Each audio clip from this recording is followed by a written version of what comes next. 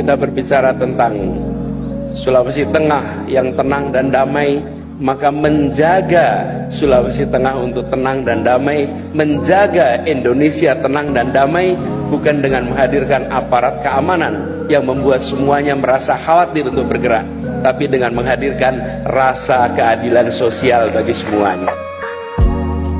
Disitulah kemudian pegangan kita. Dan untuk menghadirkan rasa keadilan sosial harus ada inovasi, harus ada terobosan. Dan terobosan itu tidak selalu berbentuk teknologi inovasi itu. Kalau boleh saya cerita sedikit yang kami alami di Jakarta. Di Jakarta ini, terus sekalian, kita punya kasus banyak sekali soal tanah. Ada rakyat kecil yang tinggal di tanah-tanah yang statusnya milik BUMN.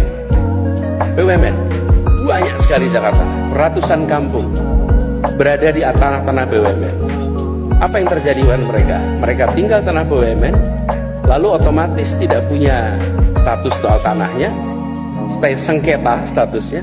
Di sisi lain, mereka tidak punya IMB, karena tidak punya IMB tidak bisa masuk listrik, tidak bisa masuk air, tidak masuk izin usaha dan lain-lain. Kita dalam situasi menyaksikan ini ada sesuatu yang salah. Apakah BUMN tanahnya di situ beli dari rakyat? Tidak. BUMN ini tanahnya dapat dari perusahaan milik Belanda yang dinasionalisasi. Perusahaan milik Belanda dapat tanah dari mana? Ya, mereka datang digarisin saja tanah itu, dijadikan ini sebagai milik perusahaan Belanda. Tapi pencatatannya dipindahkan menjadi pencatatan aset milik BUMN. Kami di Pemprov dalam situasi begini, ini didiamkan tidak akan pernah selesai. Lalu kita bicara inovasi. Inovasi bukan dalam inovasi teknologi, tapi inovasi policy. Apa yang dilakukan?